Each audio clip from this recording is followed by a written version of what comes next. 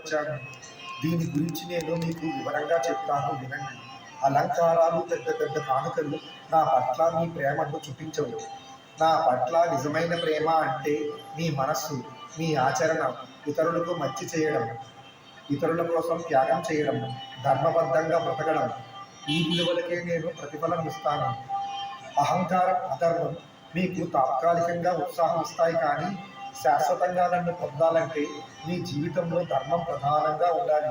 నా దర్శనం కోసం చేసే ఆడంబరాలు, పూజల పేరుతో చేసే అధర్మాలు నాకు కావలసినవి కాదు.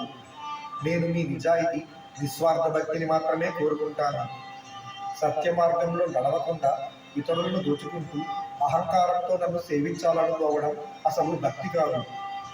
కేవలం సంపదను ప్రదర్శిస్తూ నన్ను ప్రసన్నం చేసుకోలేరు. మీరు చేసే అడ్డదారులు, అధర్మము ఎప్పటికీ మీకు శాశ్వత ఫలితాలను ఇవ్వవు.